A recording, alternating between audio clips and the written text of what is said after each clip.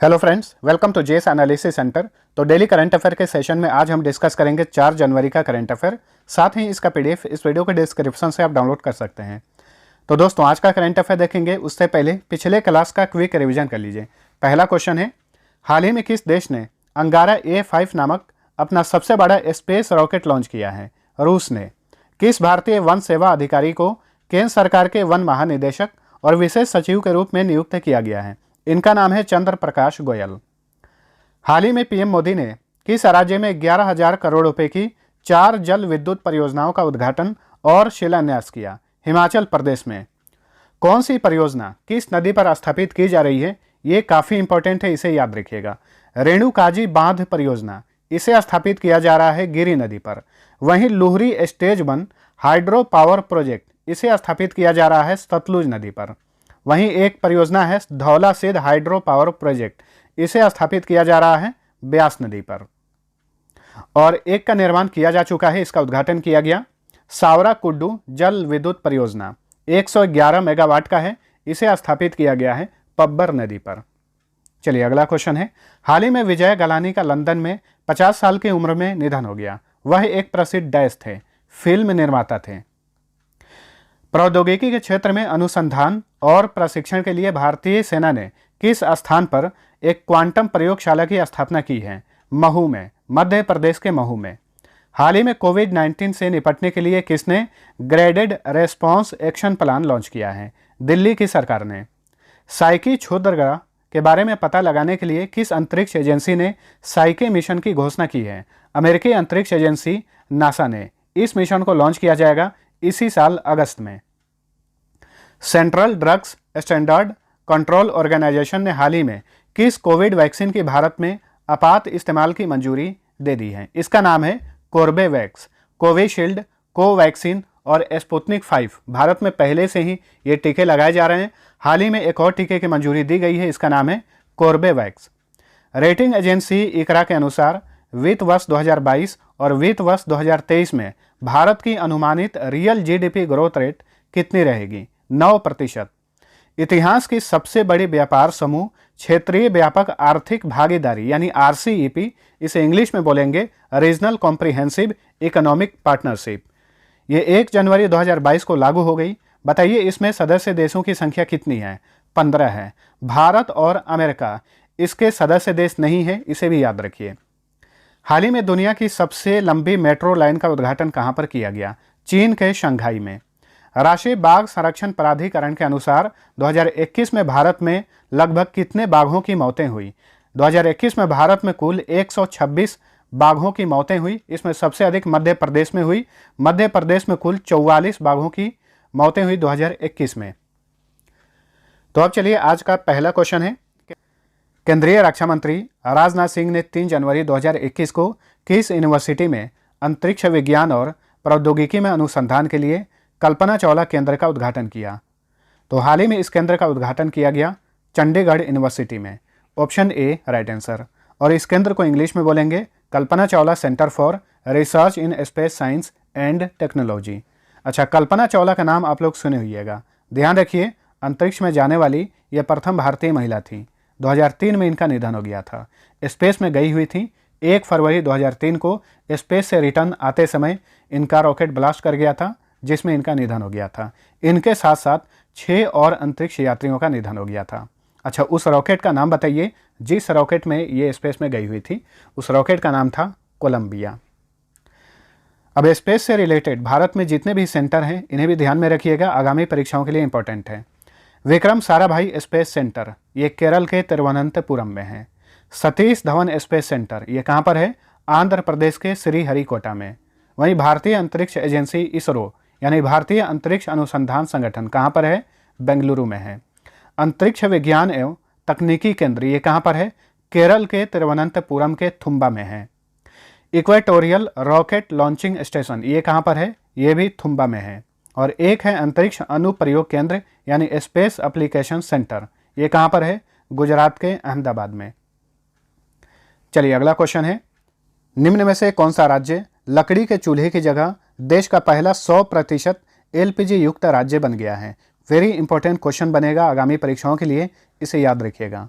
तो देश का पहला 100% एलपीजी युक्त राज्य बन गया है Himachal Pradesh. Option B right answer. इसका मतलब ये हुआ कि राज्य में अब पूरी तरह से जो भी लकड़ी के चूल्हे जलते थे खत्म हो गए हैं। अब पूरी तरह से यहाँ पर एलपीजी गैस का इस्तेमाल किया जाता है खाना बनाने के लिए।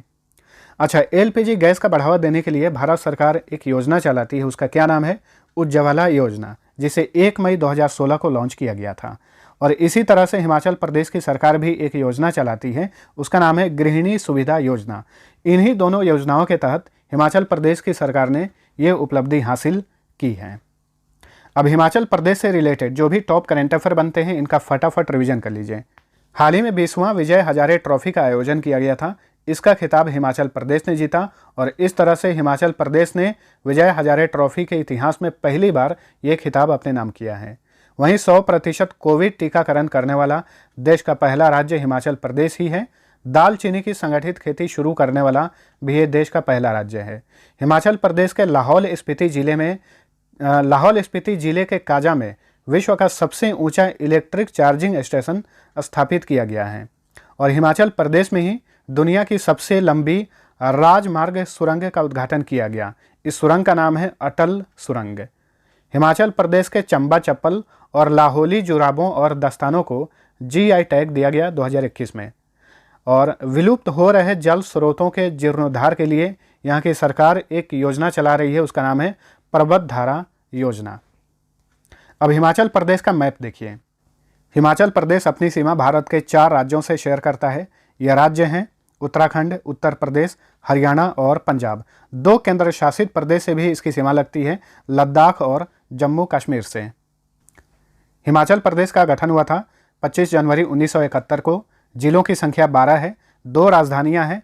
ग्रीष्मकालीन राजधानी है शिमला और शीतकालीन राजधानी है धर्मशाला। यहाँ के सीएम है जयराम ठाकुर, गवर्नर हैं राजेंद्र अर्लेकर, यहाँ के चीफ जस्टिस हैं मोहम्मद रफ़ीक।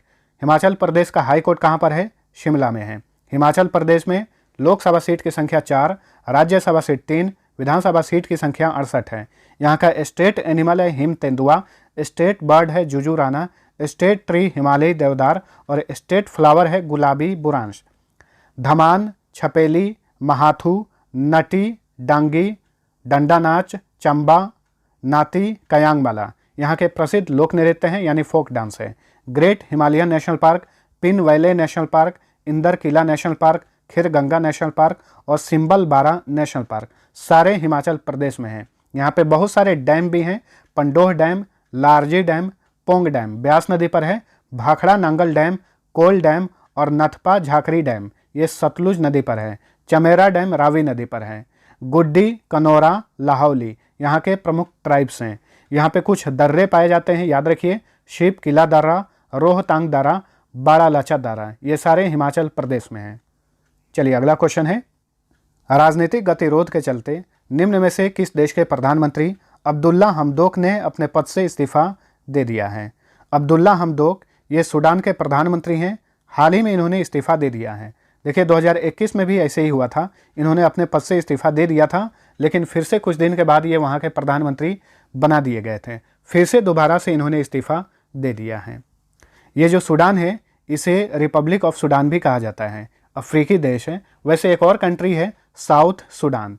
तो याद रखिए अब्दुल्ला हमदोक जो हैं ये रिपब्लिक ऑफ सूडान के प्रधानमंत्री हैं, इन्होंने इस्तीफा दे दिया है।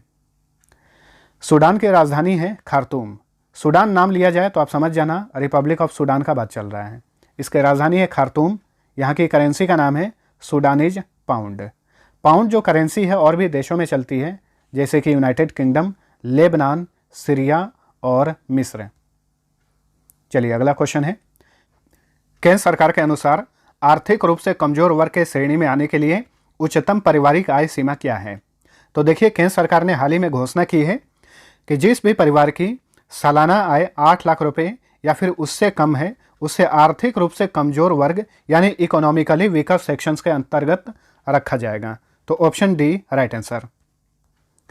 चलिए अगला क्वेश्चन है, क्रिकेट के प्रोफेसर कहे जाने वाले किस देश के दिग्गज ऑलराउंडर मोहम्मद हफीज ने अंतर्राष्ट्रीय क्रिकेट से संन्यास ले लिया है? तो मोहम्मद हफीज जो हैं ये पाकिस्तान के ऑलराउंडर हैं। हाल ही में इन्होंने अंतर्राष्ट्रीय क्रिकेट से संन्यास ले लिया है। इन्होंने अंतर्राष्ट्रीय क्रिकेट में कब पदार्पण किया था? 2003 में। और अपने कैरियर में इन्होंने कुल 55 टेस्ट मैच खेले, 218 वनडे इंटरनेशनल मैच खेले और 119 T20 इंटरनेशनल मैच खेले। तो ध्यान रखिए, मोहम्मद हफीज़ ये कहाँ के थे, कहाँ के क्रिकेटर हैं? पाकिस्तान के हैं। हाल ही में इन्होंने संन्यास ले लिया है। पाकिस्तान की बात करें तो भारत और पाकिस्तान के बीच जो अंतर्राष्ट्रीय सीमा रेखा है उसका नाम है रेड क्लिफ रेखा। पाकिस्तान भारत के 3 राज्यों से अपनी सीमा शेयर करता है। ये राज्य हैं गुजरात, राजस्थान और पंजाब। पाकिस्तान की जो खुफिया एजेंसी है उसका नाम है ISI और हाल ही में ISI के नए प्रमुख बने हैं नदीम अंजुम। और ध्यान रखिए, Pakistan cricket team 100 T20 international match जीतने वाली विश्व की पहली टीम बन गई है। पाकिस्तान की राजधानी है इस्लामाबाद। यहाँ के राष्ट्रपति हैं आरिफ अलवी, प्रधानमंत्री हैं इमरान खान।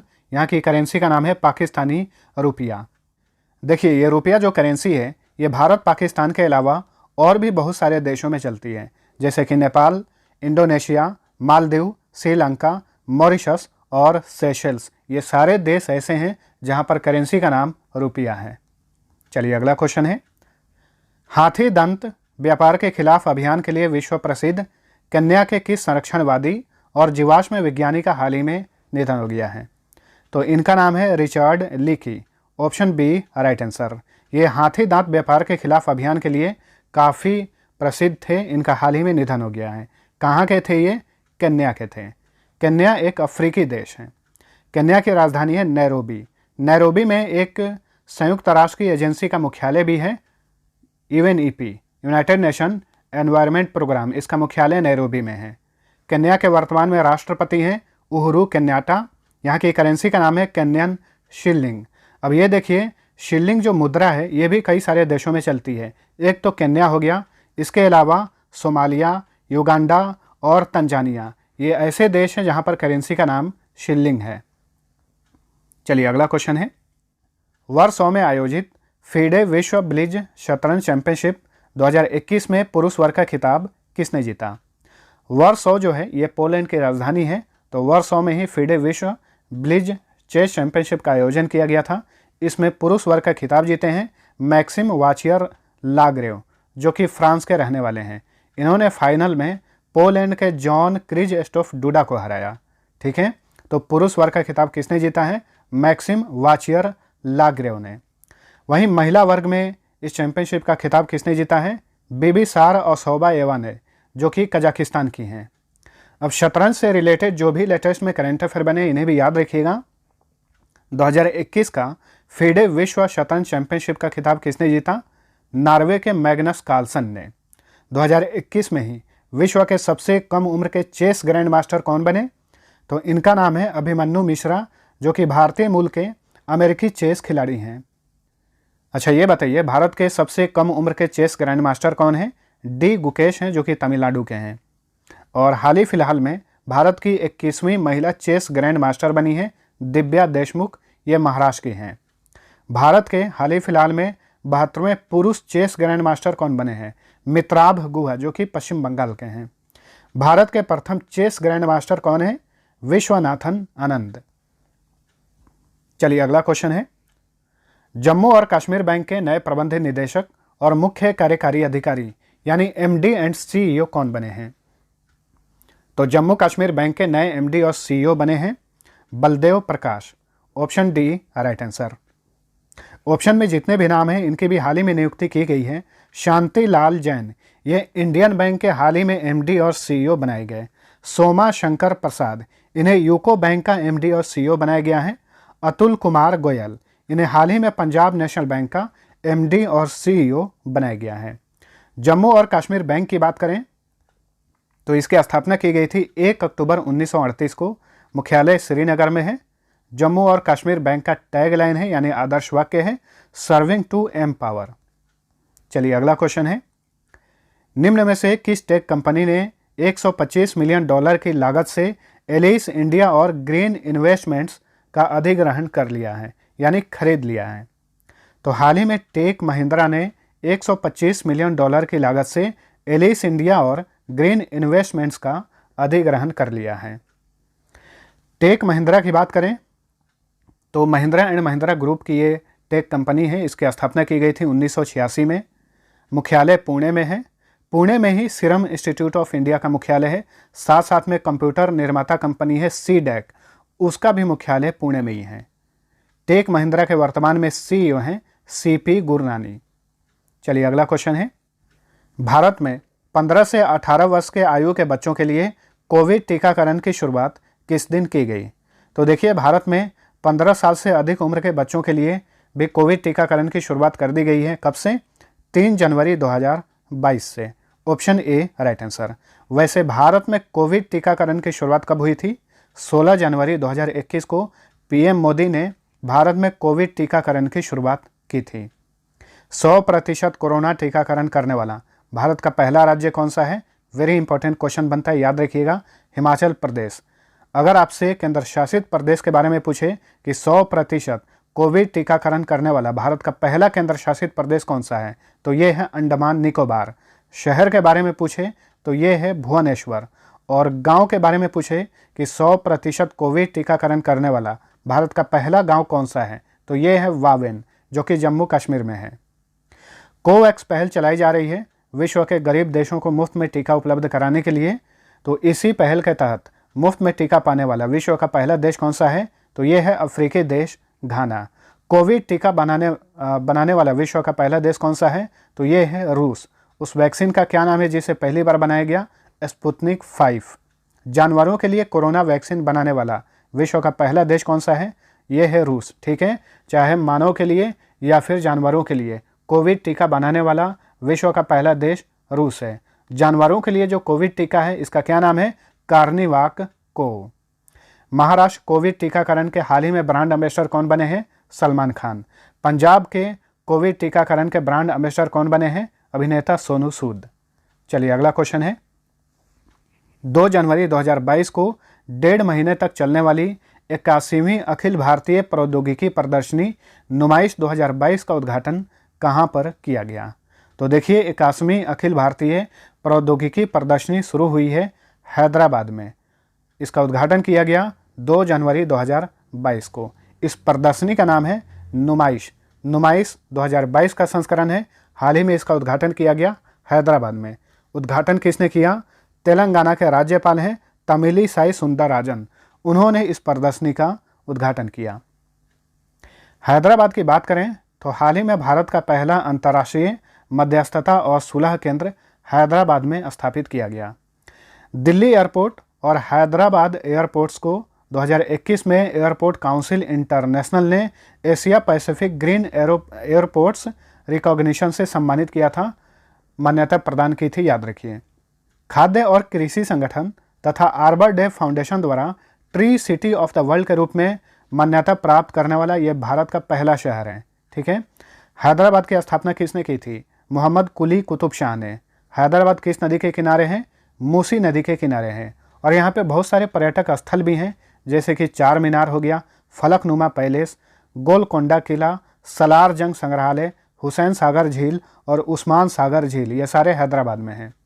चलिए अगला क्वेश्चन है, ई फाइलिंग, पेपरलेस कोर्ट, ई सर्विसेज और ई ऑफिस प्रोजेक्ट शुरू करने वाला देश का पहला हाई कोर्ट कौन बना है? तो देखिए, पेपरलेस कोर्ट बनने वाला देश का पहला हाई कोर्ट बना है Kerala high court. Option B right answer. इसके अलावा नागरिकों को उनके दरवाजे पर ही न्यायिक सुविधा उपलब्ध कराने वाला यह देश का पहला हाई कोर्ट बन गया है। इसके लिए इसने ई सर्विसेज की शुरुआत की है। केरल हाई कोर्ट के मुख्य न्यायाधीश कौन है? एस मणिकुमार हैं। पटना हाई कोर्ट के वर्तमान में मुख्य न्यायाधीश कौन है? संजय करोल। बॉम्बे हाई कोर्ट के वर्तमान में मुख्य न्यायाधीश हैं दीपंकर दत्त। और गुवाहाटी हाई कोर्ट के वर्तमान में मुख्य न्यायाधीश हैं सुधांशु धुलिया। अच्छा, ये बताइए, जो हाई कोर्ट होता है उसके जज कितने वर्ष की आयु में सेवानिवृत्त होते हैं, रिटायर होते हैं? 62 वर्ष की आयु में। लेकिन सुप्रीम कोर्ट के जो जज होते हैं वे 65 वर्ष की आयु में रिटायर होते हैं, इसे याद रखिएगा। ये बताइए, वर्तमान में भारत में कुल हाई कोर्ट की संख्या कितनी है?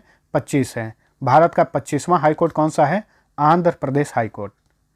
चलिए अगला क्वेश्चन है, विस्तारा एयरलाइंस के नए सीईओ कौन बने हैं? तो विस्तारा एयरलाइंस के नए सीईओ बने हैं Vinod Kannan. Option D right answer. इन्हें लेस्ली थंग की जगह नियुक्त किया गया है। लेस्ली थंग इससे पहले विस्तारा एयरलाइंस के सीईओ थे। अब इनकी जगह विनोद कन्नन को विस्तारा एयरलाइंस का नया सीईओ बनाया गया है।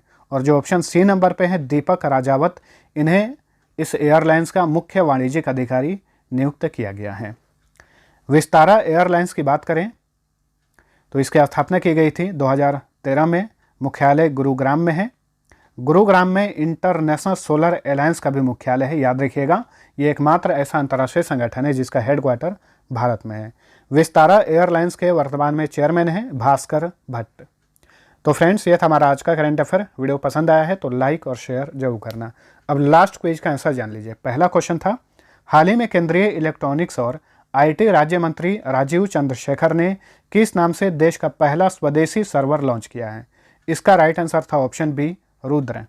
दूसरा क्वेश्चन था, चीन की बेल्ट एंड रोड इनिशिएटिव का मुकाबला करने के लिए हाल ही में किसने ग्लोबल गेटवे नामक एक परियोजना का अनावरण किया है?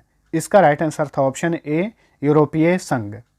अब चलिए आज का पहला क्वेश्चन है, बैडमिंटन वर्ल्ड फेडरेशन द्वारा पुरुष प्लेयर ऑफ द ईयर 2021 से किसे सम्मानित किया गया है? दूसरा क्वेश्चन है, हाल ही में किस बैंक ने महिलाओं के लिए महिला मित्र प्लस नामक बचत योजना लॉन्च किया है? दोनों क्वेश्चन का आंसर नीचे कमेंट करके बताइए। मिलते हैं अगले वीडियो में, तब तक के लिए टेक केयर।